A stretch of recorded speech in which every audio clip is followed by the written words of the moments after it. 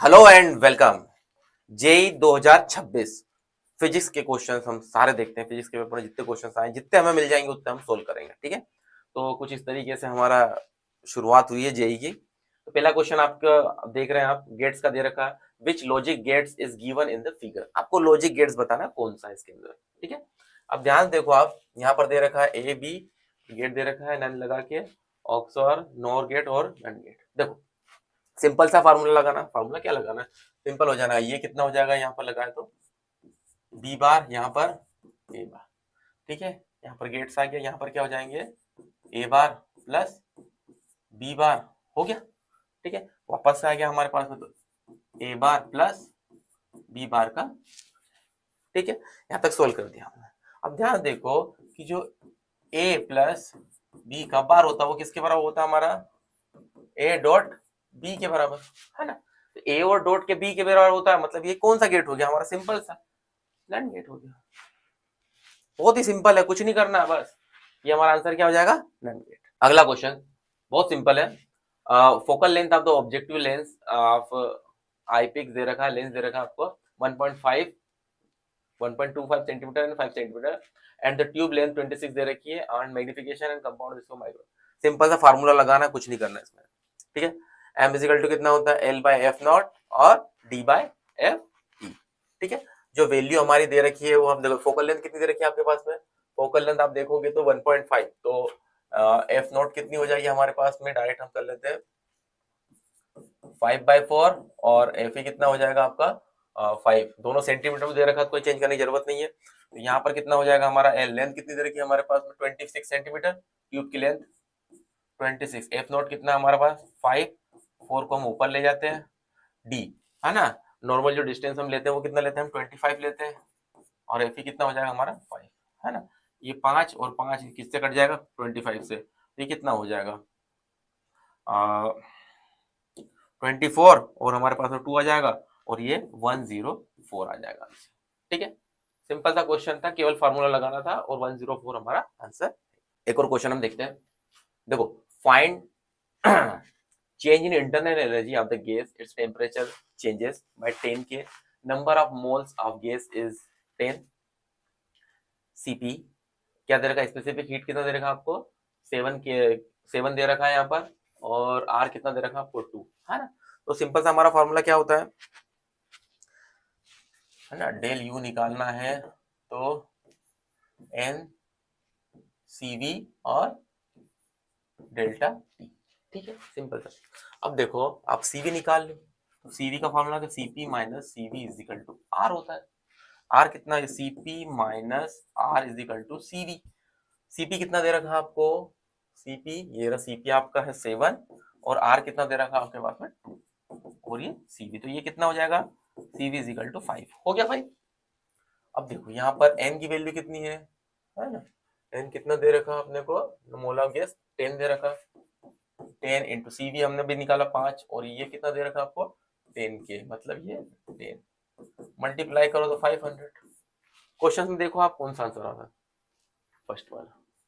ठीक है, अगला क्वेश्चन क्या है, टू मैकेनिकल वेव दे रखी on string is equal to the length L, tension T दे रखा, having the linear mass density μ1 upon μ2 1/2 दे रखा, find the ratio of time taken for the wave pulse travels from the one end to other end. Time निकालना है, simple सा time का formula लगा दो मैं, टाइम इज इक्वल टू कितना हो जाएगा, अगर मुझे μ1 और μ2 में जाना है, ठीक है, किस में जाना है μ1 और μ2 में, तो L अपान कितना हो जाएगा रूट में म्यू, सिंपल म्यू, है ना, या μ1 कर दो, म्यू करो तो करो, ना मत करो, म्यू अपॉन टी। अगर इसे मुझे रेसिप्रोकल करना है तो कितना बनेगा ये, अगर तो ये बनेगा μ1 upon T into T upon μ2, है ना, टाइम के रेशियो में चलेंगे तो ये टी से टी कट जाएगा, तो मेरे पास क्या बचना पड़ेगा यहाँ पर μ0 अपॉन या μ1 अपॉन μ2 कर लेंगे, और μ1 अपॉन μ2 की वैल्यू कितनी तरह की 1/2, तो 1 तो सिंपल हो जाएगा और ये √2 हो जाएगा, तो इसका आंसर क्या आएगा, सिंपल सा, इसका सिंपल सा आंसर आएगा 1/√2। ठीक है, अगला क्वेश्चन देखो क्या दे रखा, wave propagation whose the electric field is given by the E is equal to 69 sin omega t kx j, find the direction of the magnetic field. Direction पूछा है, ज्यादा कुछ नहीं पूछा। आप देखोगे यहाँ पर अगर मैं डायरेक्शंस लेता हूँ, एक्स एक्सिस ले लेता हूँ, है ना, y पे कितना दे रखा है आपको, मान लो आप जे मानते हैं अपन, है ना, इसके हिसाब से। तो देखो आप क्या बनाएगा हमारे पास में, electric field into magnetic field. अगर कॉम्बिनेशन भी करते हैं हम तो x और y, तो हम इस डायरेक्शन में आगे बढ़ते हैं। डायरेक्शन तो हमारी क्या आएगी, नेगेटिव तो आएगी नहीं, है ना।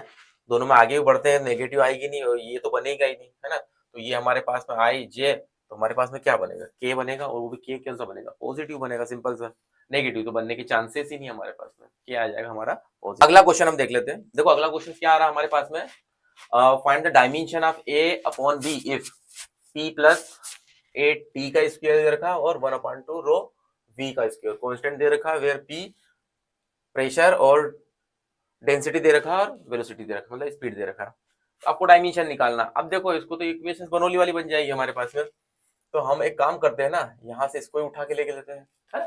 सिंपल तरीके से करना तो कैसे करेंगे, ए अपॉन बी और ये क्या है आगे टी स्क्वायर निकाल देते हैं, ठीक है। अब इसको हम सोल्व कर लेते हैं, है ना। इसके इक्वल टू में क्या आ जाएगा हमारे पास में, ये जो हमारा बनेगा इसको हम डायरेक्ट लिख लेते हैं, फोर्स वाला फॉर्मूला। तो एम L1 और T माइनस हो गया, है ना। अब डिवाइड में ये वाली वैल्यू आ जाएगी, तो डिवाइड में क्या हो जाएगा हमारे पास में L का क्यूब और ये हो जाएगा हमारे पास में L, ठीक है। सिंपल सा मल्टीप्लाई करना है। यहाँ पर से ये 3 है तो एक कट गया, एक कट गया, यहाँ पर कितना बचा हमारे पास में M L-1 और T -2। आपको A और B का निकालना है, तो A और B या तो T का चले जाएगा, नीचे चले जाएगा, कहाँ चले गया ये T हमारा नीचे चले गया। तो ये कितना हो जाएगा आपका, सिंपल सा M L-1 और ये T -4। आंसर देखो आप कौन सा मैच कर रहा है, ये वाला मैच कर रहा है, ठीक है। अगला question, an air filled capacitor of capacitance C filled with dielectric K = 3 दे रखा है and wide with D/3 where D is the separation between the plate, the new capacitor is, new capacitor निकालना है। देखो एक पहले कैपेसिटर हम बना के देखते हैं, कुछ इतना दे रखा हमें पार्ट में। तो अगर थर्ड पार्ट उसका कवर है ना, कैपेसिटर में डिस्टेंस उसकी डी मान लेते हैं, इसको हम C1 मान लेते हैं, इसको हम C2 मान लेते हैं। C1 और C2 अगर हमने मान लिया तो हमें निकालना क्या है यहाँ पर C1 और C2 की वैल्यू निकाल लेते हैं। देखो C1 कितना हो जाएगा हमारा, देखो C1 कैपेसिटर का फार्मूला क्या होता है, डाइलेक्ट्रिक प्लेट में हमारे पास में होता है कि A एप्सिलॉन नॉट, है ना, ये A हो जाएगा, एप्सिलॉन नॉट हो जाएगा, अपॉन में कितना हो जाएगा, ये 3 तो है इसे डाइलेक्ट्रिक है इसलिए, और ये हो जाएगा हमारा D/3, ये D हमारा और ये 3 ऊपर आ जाएगा, ठीक है। ये हमारा सिंपल सा अभी हमने निकाल लिया केवल से केवल C1। अब C2 की निकालेंगे वैल्यू, C2 की वैल्यू कितनी हो जाएगी, A एप्सिलॉन नॉट और कितना बचेगा ये 2D/3, तो 3 कहाँ चलेगा हमारा ऊपर। अब दोनों को हम ऐड कर लेते हैं, देखो ऐड करेंगे तो कितना हो जाएगा ये हमारे पास में 1/C इक्विवेलेंट निकाल लेते हैं, तो कितना हो जाएगा ये D/9, 3 3 9 A epsilon not plus 2D, ये कितना हो जाएगा 3A एप्सिलॉन नॉट, है ना। तो ये हमारे पास में कितना हो जाएगा, एलसीएम भी ले लेंगे तो ये कितना हो जाएगा 9 + 6 और एक 7, मतलब 7D/9 A एप्सिलॉन नॉट हो जाएगा, ठीक है। और ये जो होता है इसको अगर जो इक्विवेलेंट में हम करेंगे तो कितना हो जाएगा, C इक्विवेलेंट की वैल्यू कितनी हो जाएगी 9/7 और A एप्सिलॉन नॉट D, ये तो हमारा C होता ही है ना। तो 9/C, C आंसर आ जाएगा, कौन सा आंसर है, फोर्थ वाला, ठीक है। अगला क्वेश्चन बढ़िया क्वेश्चन है।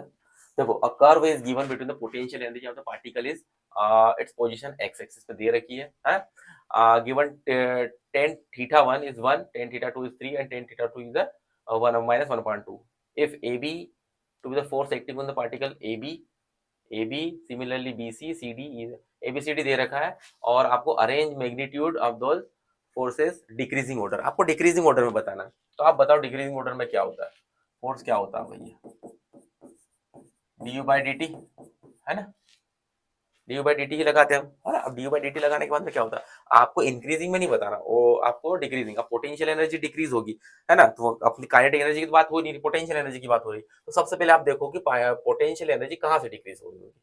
सबसे पहले आप देखो देखो डायग्राम में देखो, यहाँ से इनिशियल अप मिला है ना। अब देखो इसको थोड़ा सा हम करते हैं, ये आप ध्यान से देखना, अगर इतना समय बनाता हूँ इसको,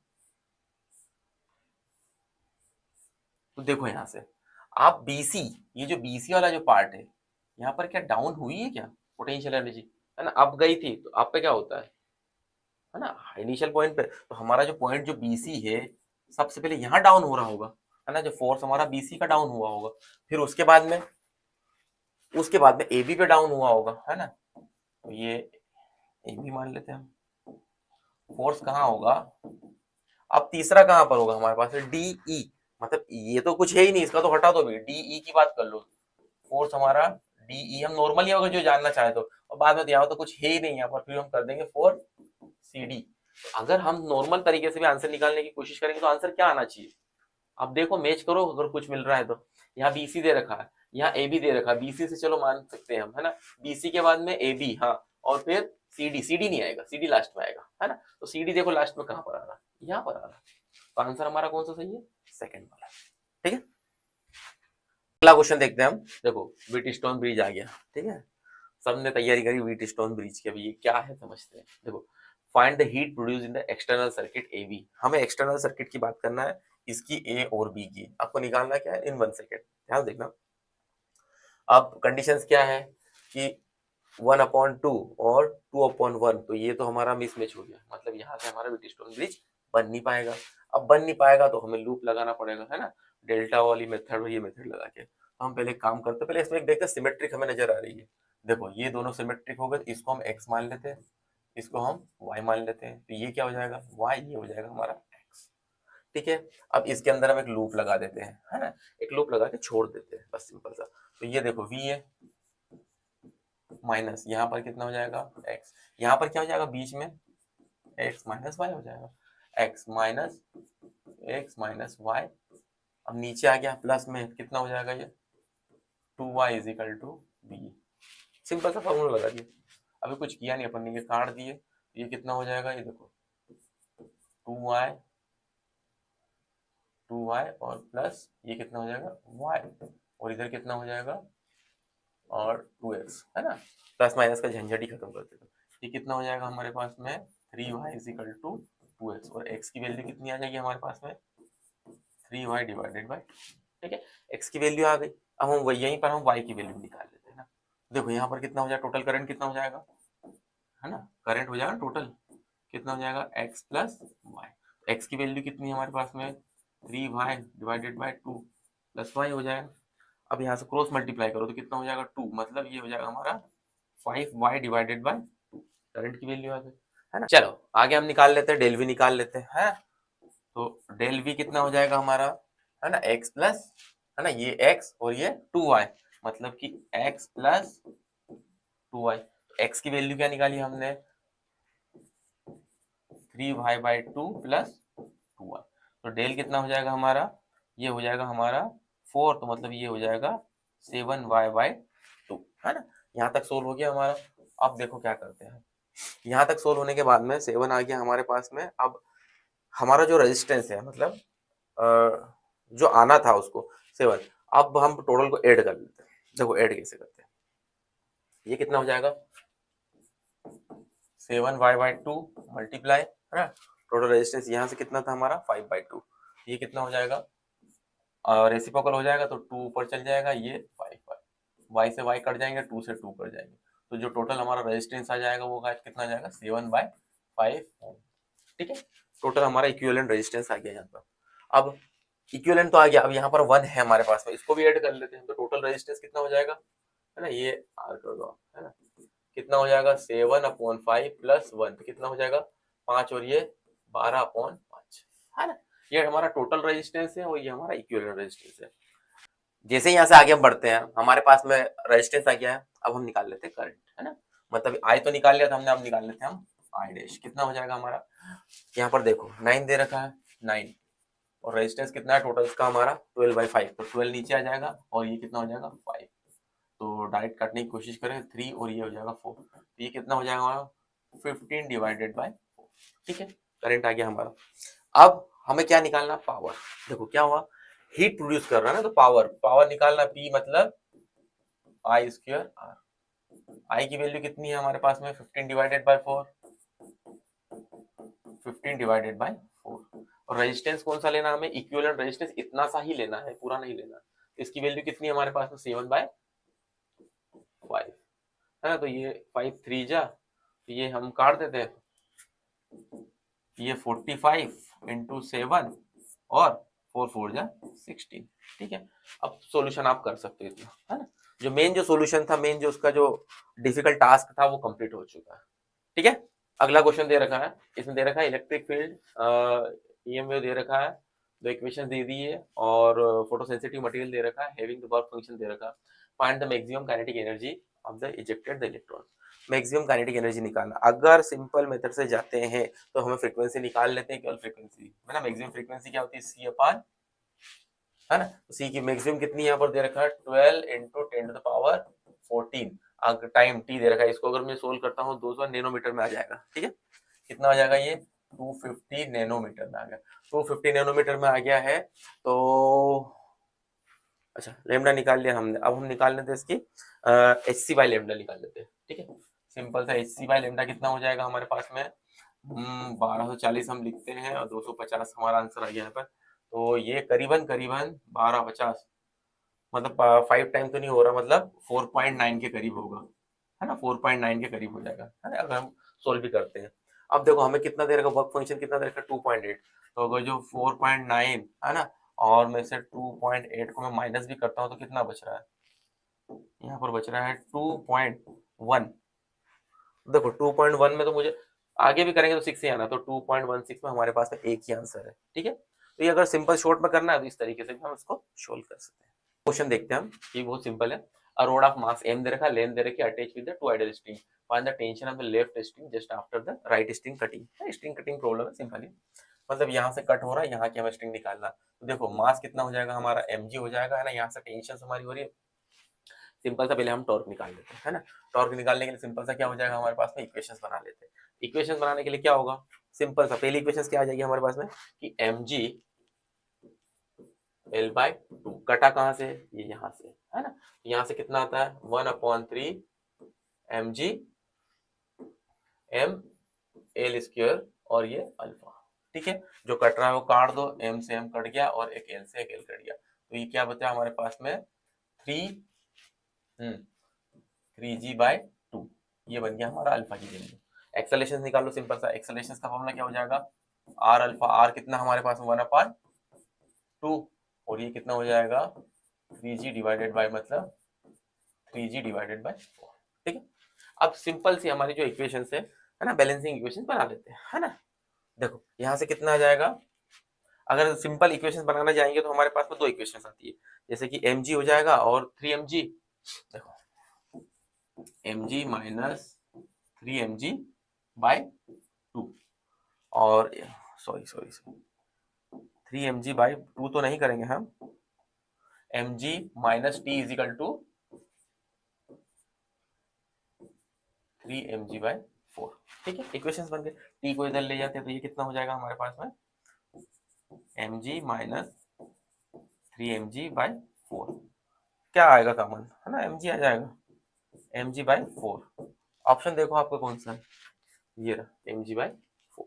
सिंपल है क्वेश्चन, बस थोड़ा सा संभल के करना है। अगला क्वेश्चन देखते हैं, two rod of equal length 60 metre दे रखी है, each are joined together the end to end, coefficient of linear expansion of the road is 24 into 10 to the power 6, है ना, कॉलम दे रखा है, 1.2 10 to the power 5 दे रखा है, there the temperature of the same are equal to 30 degree Celsius which is increasing by 100, find the final length निकालना। तो देखो temperature कितना दे रखा है 30 और 100, तो चेंज कितना हो जाएगा ये हमारा 70 डिग्री हो जाएगा, है ना। हमें लेंथ निकालना, लेंथ का फॉर्मूला क्या होता है, length is equal to final length L is equal to 1 plus alpha, alpha ये वाली वैल्यू हमारे पास में तो कितनी हो जाएगी,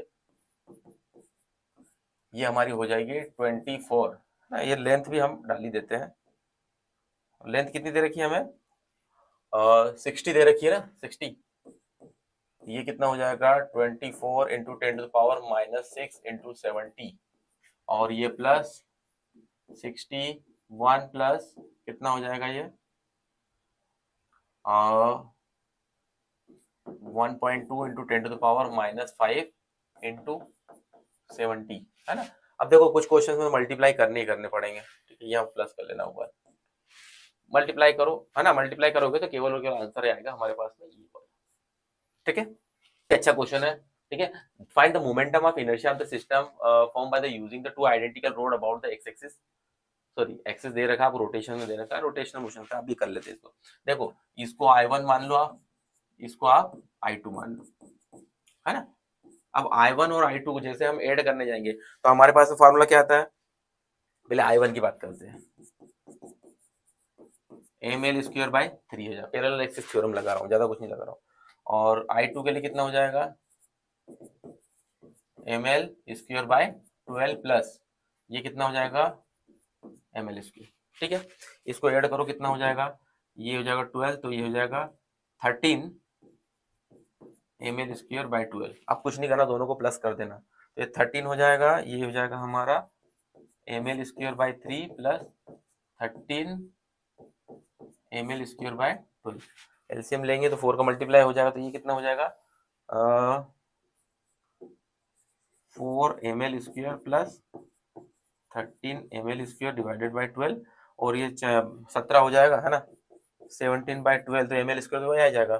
कौन सा ऑप्शन दिख रहा है, कुछ दिख रहा है क्या, ये रहा 17 बाय 12 और ml स्क्वायर, यहाँ हम ऐड कर लेंगे तो ये ml स्क्वायर, सिंपल सा आंसर है, ठीक है। क्वेश्चन क्या बोल रहा है, a satellite is revolving around the planet around the orbit radius 1.5 radius, additional minimum energy required to transfer the satellite the new orbit is 3r दे रखी है, m and m and the mass of the satellite planet gmm upon lambda r, then lambda की value बताना हमें, है ना, lambda की। अब देखो अगर काइनेटिक एनर्जी और पोटेंशियल एनर्जी की हम बात करते तो पोटेंशियल में क्या हो जाता है हमारे पास में gmm अपॉन r, ठीक है, सिंपल सा। काइनेटिक में कितना हो जाता है हमारे पास में gmm अपॉन 2r, ठीक है, gmm हो गया, gmr हो गया और gmm अपॉन 2r हो गया, gmm r स्क्वायर कर लेते हैं, है ना। अब यहाँ पर मुझे क्या निकालना है, एक नए ऑर्बिट की निकालना, तो मान लो ये ऑर्बिट होगा, ठीक है, तो पहले कितनी है उसकी 1.5 है और फिर बाद में कितनी है, पहले तो 3r है ना, 3r है तो एक 3r हो जाएगी और ये हमारी 1.5 हो जाएगी। तो एक बार हम इसके साथ में जाते हैं तो देखो कितना हो जाएगा हमारे पास में, ये माइनस में आता है ना, अगर हम प्लस करते हैं तो माइनस gm अपॉन r है तो 3 हो जाएगा, तो कितना हो जाएगा ये 6r प्लस कितना हो जाएगा ये gmm अपॉन 1.5 2 का मल्टीप्लाई हो जाएगा तो ये हो जाएगा 3, कितना हो जाएगा यहाँ पर 3r। एक काम करो ऊपर मल्टीप्लाई कर दो 2 का, नीचे का भी 2 का मल्टीप्लाई कर देते हैं, तो कितना हो जाएगा, नीचे कितना हो जाएगा ये अपॉन बराबर हो जाएगा ना, तो ये कितना हो जाएगा, कितना हो जाएगा ये 6r कॉमन आ जाएगा, है ना, और एक बच जाएगा, तो ये कितना बचेगा अब यहाँ पर gm अपॉन 6r। वैल्यू किसकी निकालनी थी हमको, लेमडा की वैल्यू निकालनी थी, लेमडा की वैल्यू कितनी हो जाएगी यहाँ पर 6, तो आंसर हमारा कितना हो गया 6, ठीक है, सिंपल।